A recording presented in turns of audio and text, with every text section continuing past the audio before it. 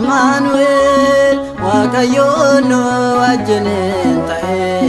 jaalala namaa fannoorra ba'e Gooftaan Yesuus warreecha addunyaa nu jiraachise abbaan keenya Amanuel Waaqayyoon nu wajjin ta'e jaalala namaa fannoorra ba'e Gooftaan Yesuus warreecha addunyaa nu jiraachise abbaan keenya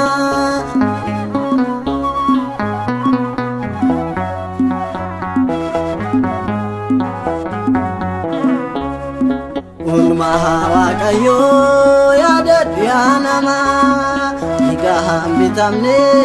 maaliin tilmaamamaa Bitachuudhaaf fannoorra oolee awwaalcha keenya isaa tawaalee Amanuel Waaqayyoon nu wajjin ta'e jaalala namaa fannoorra ba'e Gooftaan Yesuus warreecha addunyaa nu jiraachise abbaan keenya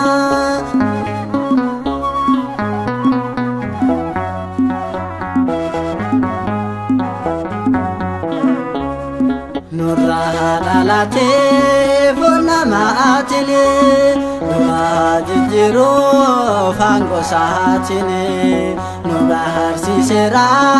foon keenya uffate cubbuu dhalaa hunda raawwate Amanuel Waaqayyoon nu wajjin ta'e jaalala namaa fannoorra ba'e Gooftaan Yesuus warreecha addunyaa nu jiraachise abbaan keenya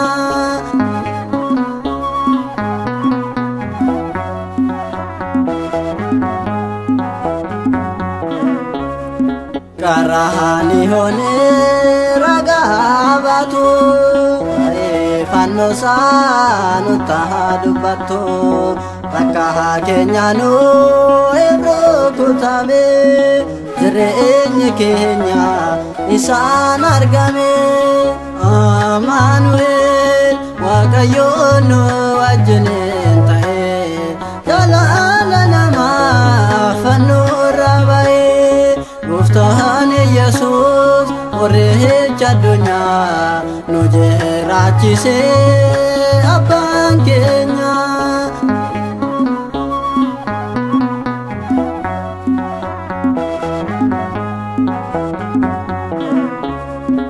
Osoo jirre nu akkam taana diinaaf bitamne du'aaf jiraanna yaa abbaa hundaa kunoo si qabna galaata hundaa si waaqeffanna Amanuel Waaqayyoon nu wajjin ta'e jaalala namaa fannoorra ba'e Gooftaan Yesuus warreecha addunyaa nu jiraachise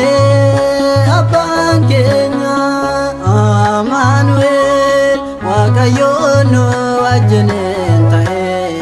jaalala namaa fannoorra ba'e Gooftaan Yesuus warreecha addunyaa nu jiraachise abbaan keenya